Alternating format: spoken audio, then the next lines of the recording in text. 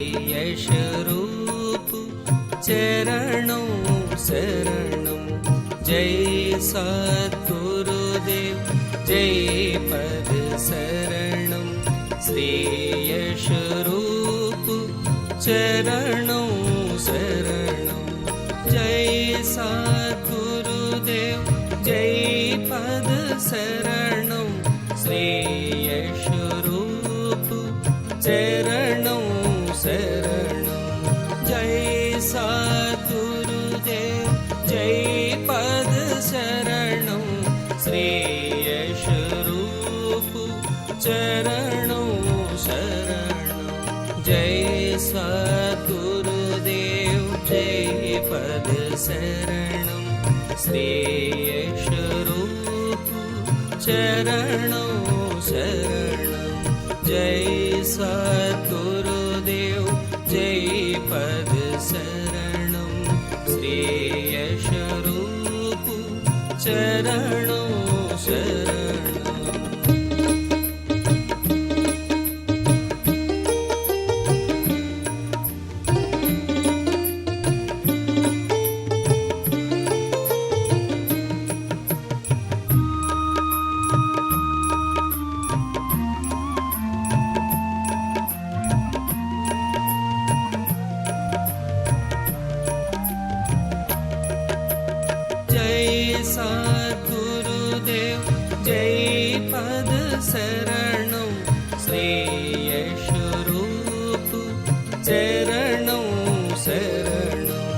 जय सद्गुरुदेव जय पद शरणं श्री यश रूप चरणों शरणं जय सद्गुरुदेव जय पद शरणं श्री यश रूप चरणों शरणं जय सद्गुरुदेव जय पद शरणं श्री यश रूप चरणों शरणं जय सद्गुरुदेव जय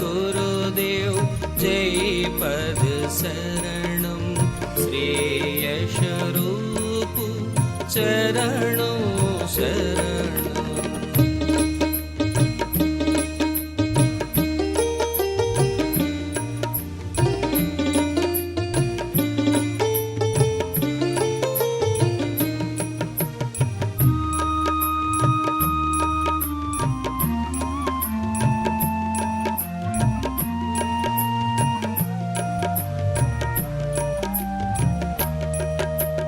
जय सद्गुरुदेव जय पद शरणं श्री यश रूप चरणों शरणं जय सद्गुरुदेव जय पद शरणं श्री यश रूप चरणों शरणं जय सद्गुरुदेव जय पद शरणं श्री यश रूप चरणों शरणं जय सद्गुरुदेव जय पद शरणं श्री यश रूप चरणों शरणं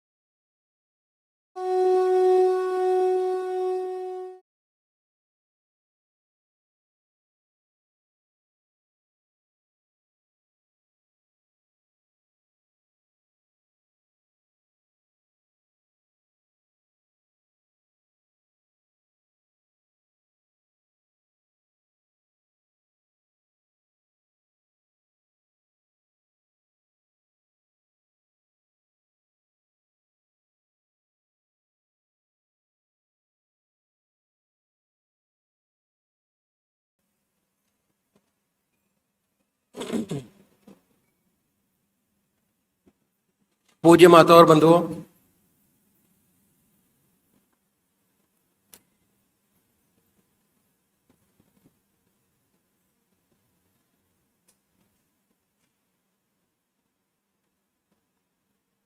अभी एक भजन होगा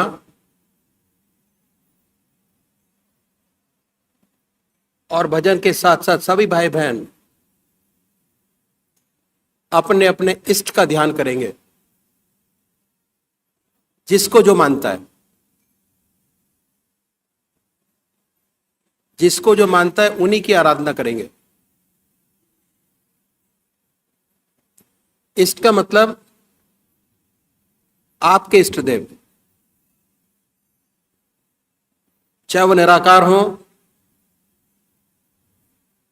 चाहे वो साकार हो।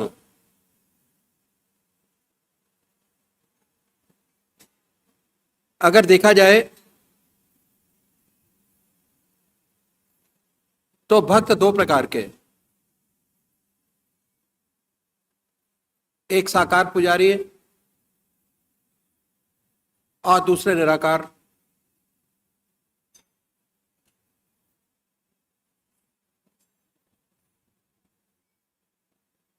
साकार पुजारी क्या करें?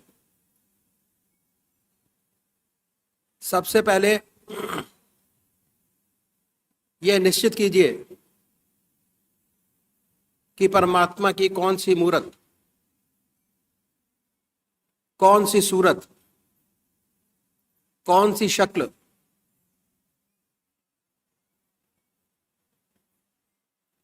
कौन सी परमात्मा का स्वरूप आपकी आत्मा को सबसे ज्यादा प्यारा लगता है।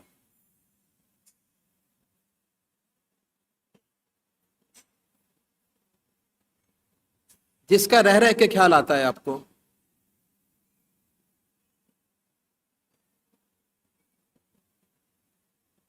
जिसका रह रह के ख्याल आएगा, उसी का मनन करेंगे, उसी का चिंतन करेंगे, उसी को याद करेंगे, तो आपका मन आपके इष्ट के चरणों में बहुत जल्दी लगेगा। विरोधाभास नहीं होगा। आप मानते राम को हैं, आराधना कृष्ण भगवान की करते हैं, तो आराधना तो कर सकते हैं, पर अगर चाहें कि उससे ऊपर उठे,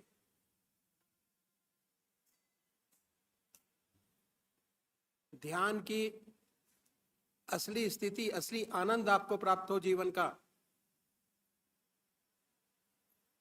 वो जब ही प्राप्त हो पाएगा जब आप खूब अच्छी तरीके से उसमें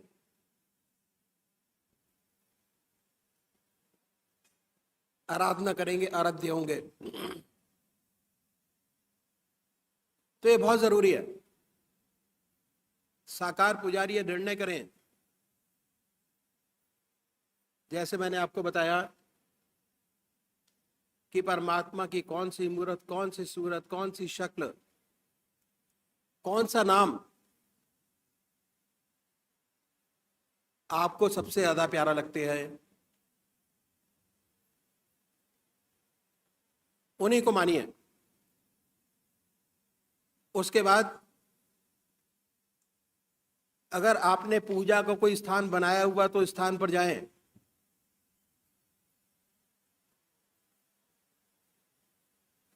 बड़े प्यार से उस स्थान पर बैठिए,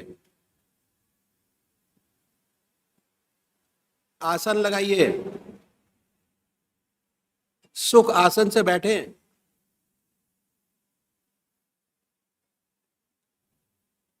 अपने इष्ट के प्रति जो आपके भाव हैं उनको मन ही मन प्रकट करिए। उसके बाद अगर कोई भजन आपको आता है तो भजन को गाएं।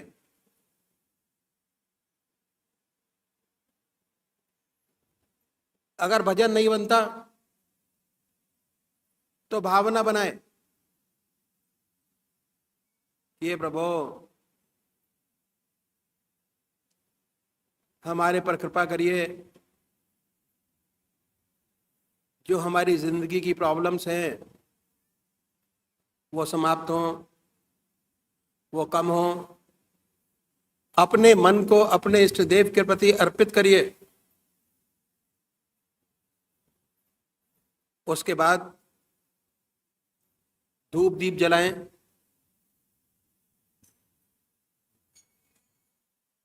और ये महसूस करें कि आपका इष्ट सह शरीर आपके सामने विद्यमान है।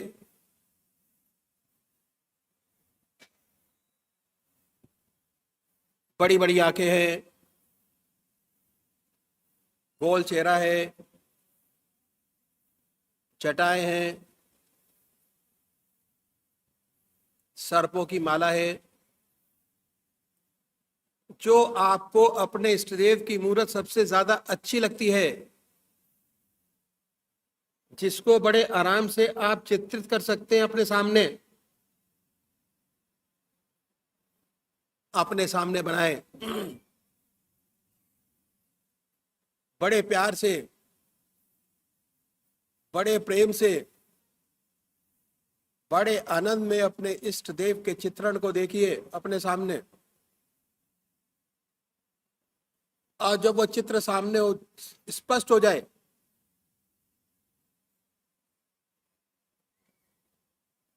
अपने हृदय पटल पर उसको उतारने की कोशिश करिए। दिल की हर धड़कन पर आपका जो मंत्र है उसको सुनने की कोशिश कीजिए। और जब तक ऐसा ना हो तब तक जिह्वा से बड़े आराम से अपने इष्ट देव के नाम को ले सकते हैं। बड़े प्यार से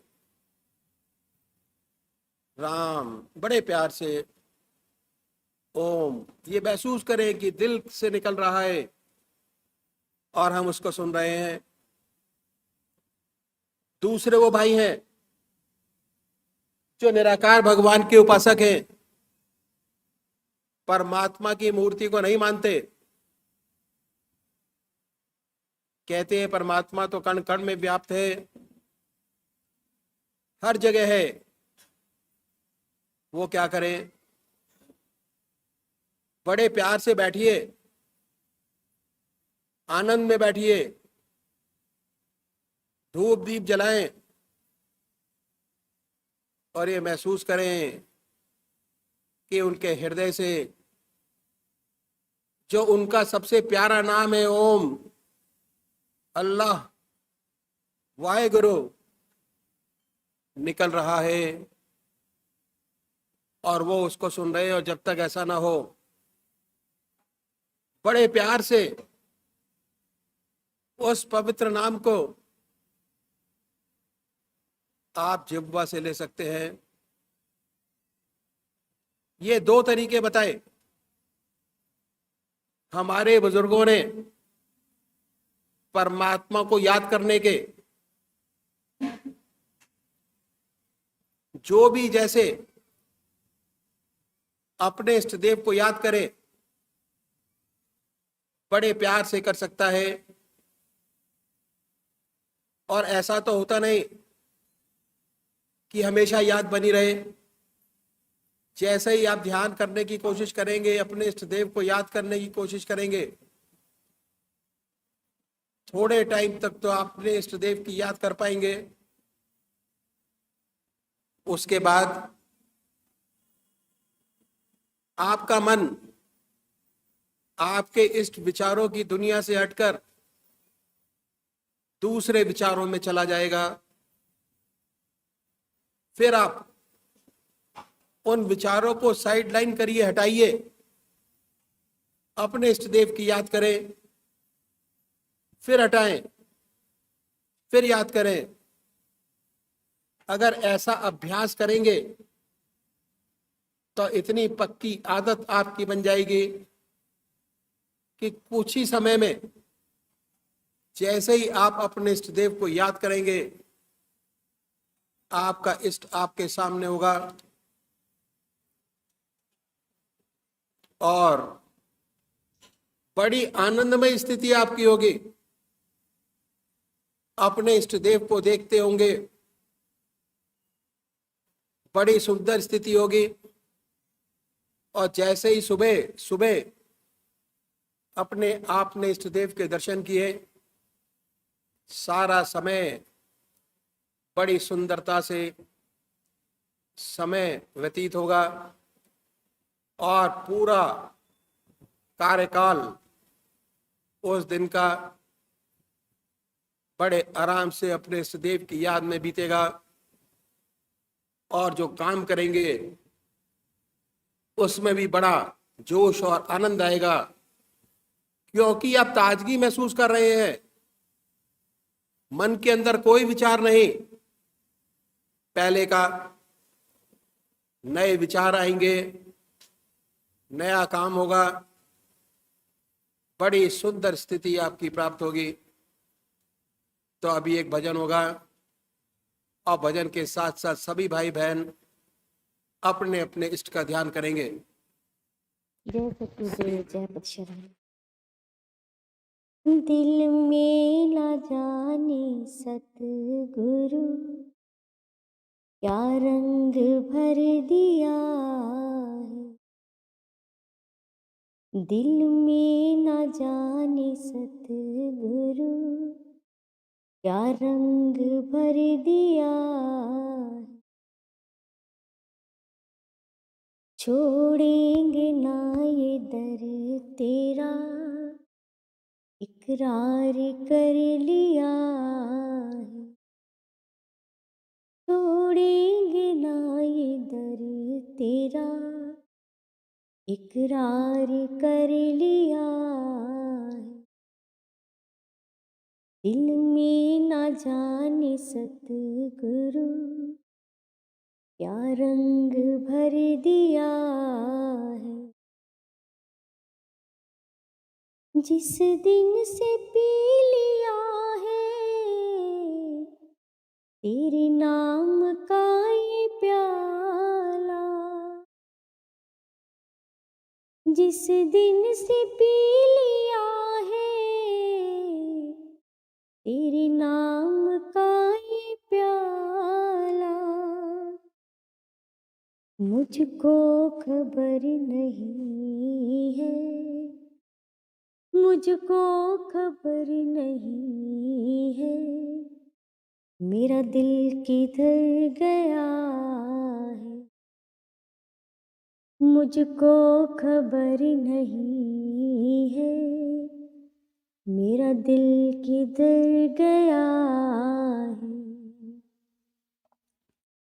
दिल में ना जाने सतगुरु क्या रंग भर दिया है। दिल में ना जाने भैया जी क्या रंग भर दिया है। तूने हाथ जिसका था बंदा बना प्रभु का, तूने हाथ जिसका थामा बंदा बना प्रभु का। कोई नजर जिस पे तेरी, कोई नजर जिस पे तेरी, समझो वो तर गया है। कोई नजर जिस पे तेरी, समझो वो तर गया है। दिल में ना जाने सतगुरु क्या रंग भर दिया है। दिल में ना जाने सतगुरु क्या रंग भर दिया है। छोड़ेंगे ना ये दर तेरा, इकरार कर लिया है। छोड़ेंगे ना ये दर तेरा, इकरार कर लिया है। महफिल वही है जिसमें चर्चा रही तुम्हारी। महफिल वही है जिसमें चर्चा रही तुम्हारी। अपना वही है जिसने, अपना वही है जिसने जिक्र तेरा किया है। अपना वही है जिसने जिक्र तेरा किया है। दिल में न जाने सतगुरु क्या रंग भर दिया है। दिल में न जाने सतगुरु क्या रंग भर दिया है। सजदा किसी के आगे अब तक नहीं किया था। सजदा किसी के आगे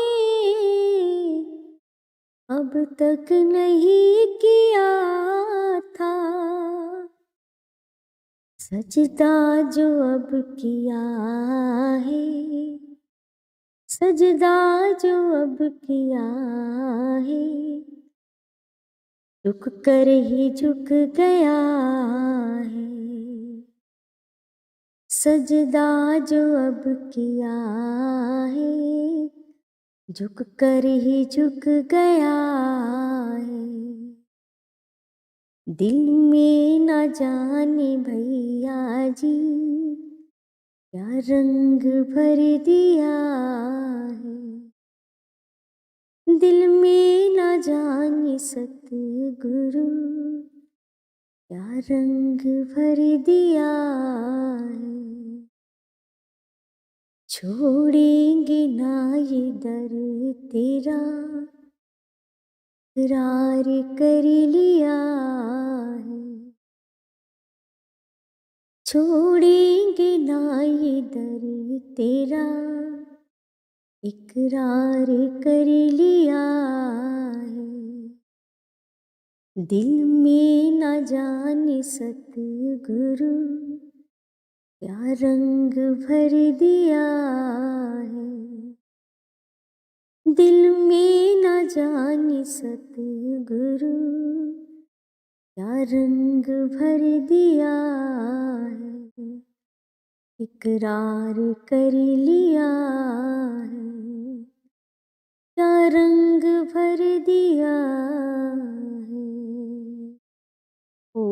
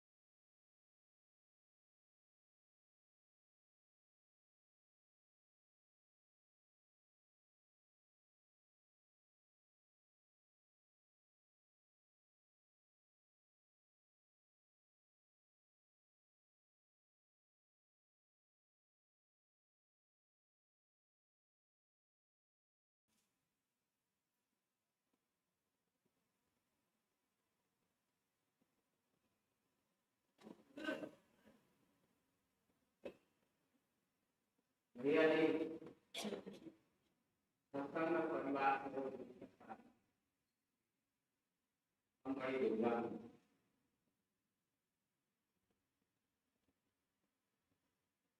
बहुत बड़ी मुसीबत है ये। हाँ,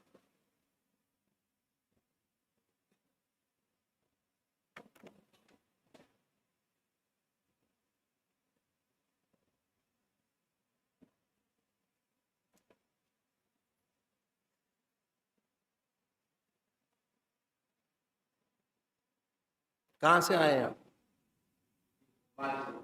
भोपाल से।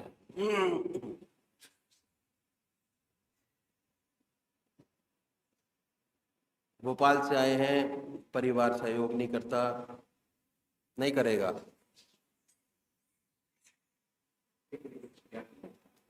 अपने मन को पक्का बनाइए कि भाई मैं आपके 10 काम करता हूँ या 100 काम करता हूँ आपके, ये मेरा काम है, अपने लिए है, ये मेरे को करना ही करना है। घर के अंदर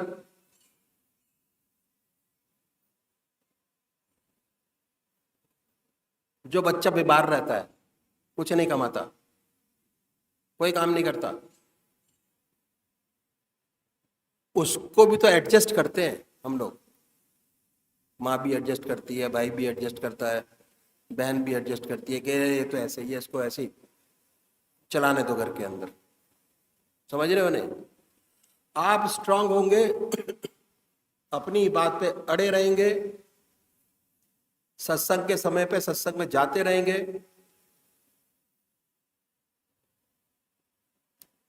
धीरे धीरे लोगों को समझ आएगी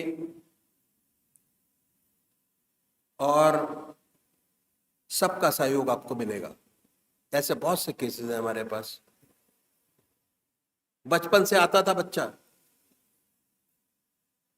35 साल हो गए उसको आते हुए, शादी हुई तो बीवी ने रोका,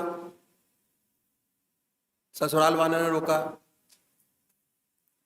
बिजनेस में आया तो फादर ने रोका, टाइम वेस्ट करता है जाके वहां पर उसने अपना रूटीन छोड़ा नहीं, छिपते छिपाते बचते बचाते वो आ ही जाता था।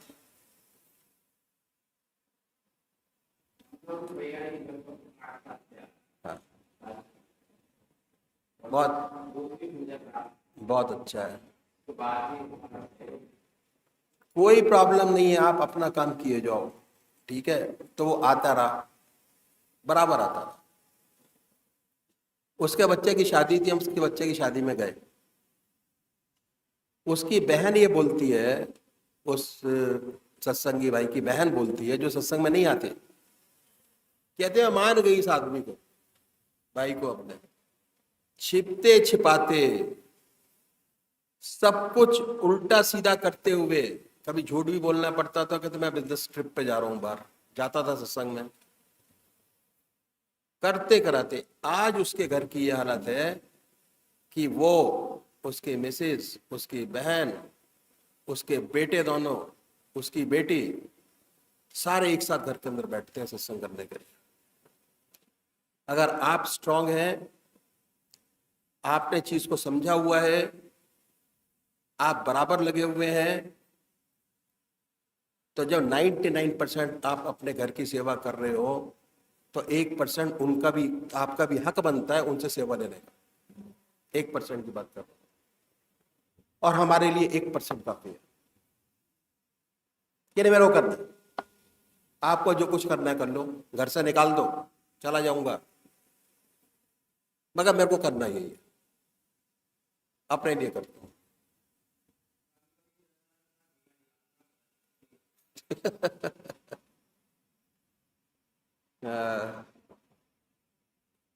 तो ये जो है ना, जब तक मन आपका स्ट्रांग नहीं होगा, जब तक आपके विचारधारा, अरे कहाँ जाते हो, सत्संगी हो, बहुत से लोग सत्संगी के नाम से अपने आप को छिपाते हैं,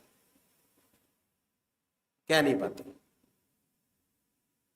क्योंकि सामाजिक कार्यकलाप उसी तरीके के रहते होंगे,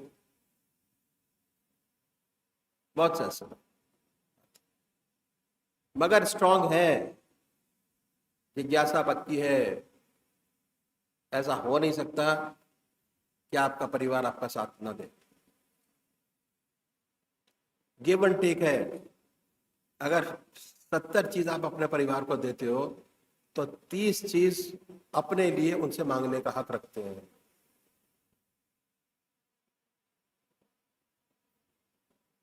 पूरा हक हमारा है परिवार के मुखिया के नाते कि 30% उम्मीद करिए अपने बच्चों से, कहिए उनको कि बैठ बेटा, नहीं बैठेगा फिर भी कहिए बैठ, नहीं बैठता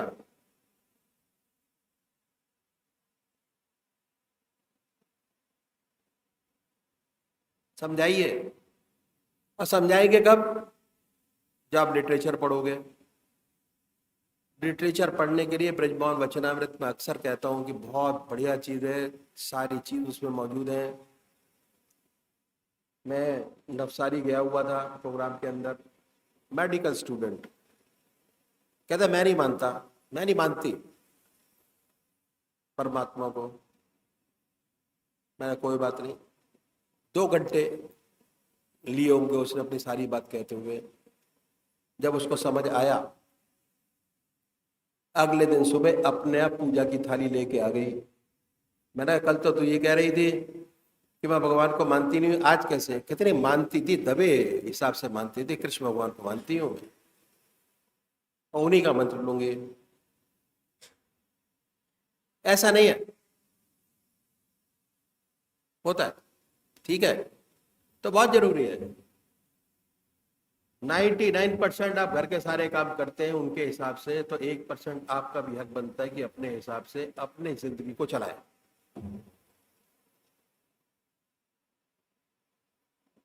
कोई किसी का साथ नहीं है भाई साहब। आज आंख मिची, कोरोना काल में यही हुआ है भाई साहब। आंख मिची, एमसीडी के आदमी उसको एम्बुलेंस में डाला, घाट छोड़ा है, क्या हो रहा है कुछ पता ही नहीं। बनारस के घाटों में यही हुआ है सब में, इलाहाबाद के घाटों में यही हुआ है, गंगा जी जमुना जी के किनारे छोड़ दिया। अगर आपने न्यूज देखी हो तो सब जगह यही है। आंख मिचने के बाद आपका क्या होगा कुछ पता नहीं। आपकी क्रिया करेंगे नहीं, नहीं करेंगे,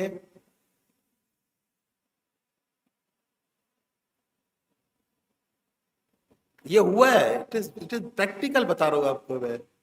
1.5 साल का प्रैक्टिकल का अनुभव यही है कि 4 आदमी इकट्ठा नहीं होते भाई साहब।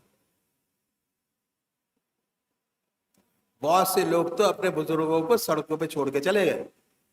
ये एमसीडी का काम है, वो करेगी अब आगे आगे आगे।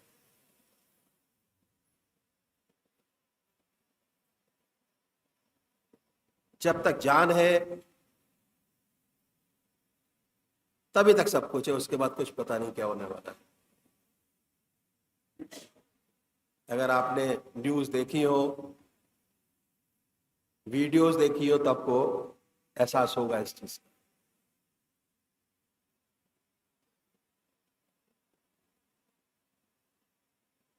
तो बहुत जरूरी है, अपने आप लगिए, बच्चों को लगाइए, बच्चों को पहले लगाइए कि भाई परमात्मा की कृपा से तेरी ये पोजीशन है, हमारी वजह से नहीं है, हम तो सहारा थे। छोड़िए नहीं ये सोच के तो बात मानता ही नहीं है, कहिए बार बार।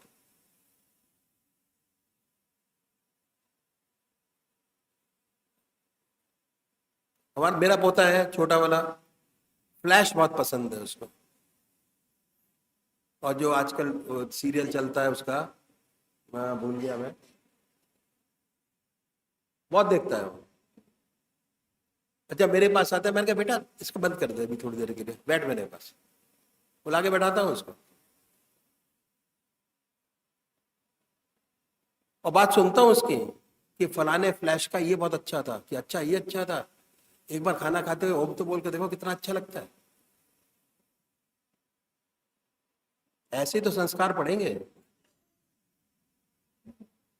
कल आके बैठा है यार वो वहां पर स्टेज के ऊपर, कल कल की बात है, परसों के, जब पूजा हो रही थी, तो मैंने कहा बैठ जाओ इधर, बैठो, बैठाया उसको। कहता मम्मी डांटेगी कि दादू के पास क्यों बैठे जाके।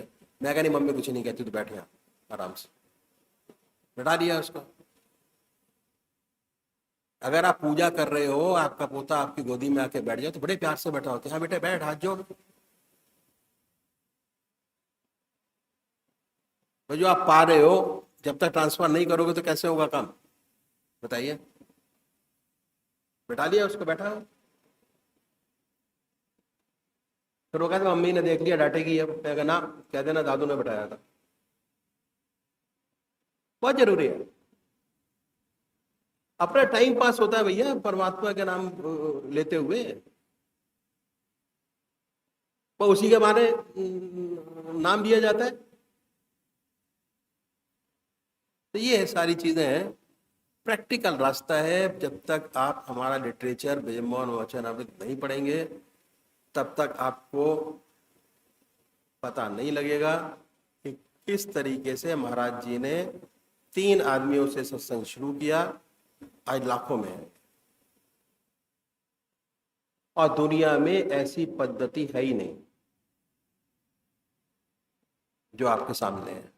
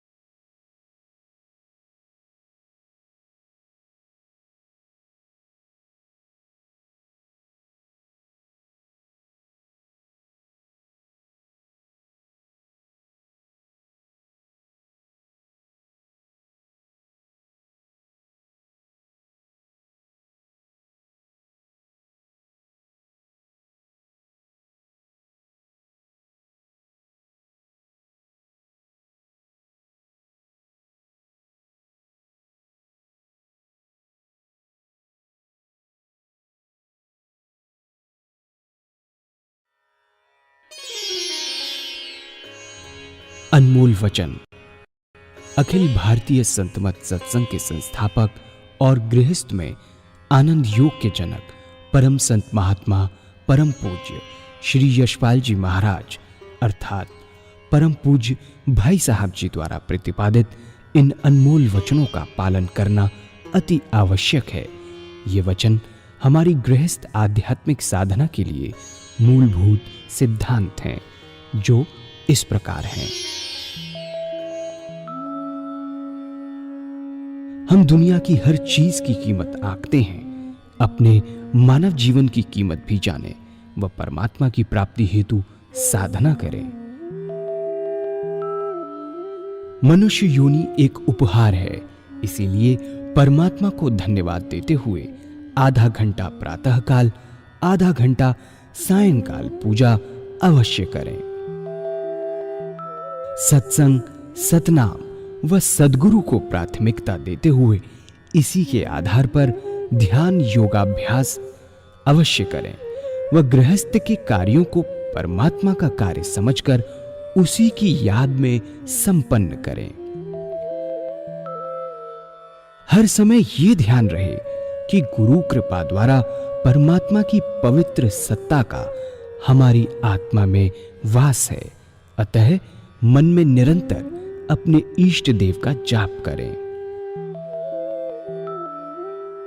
मान सम्मान की इच्छा ना करें व अपमान से दुखी न हो। परमात्मा के अतिरिक्त किसी और का भय न करें।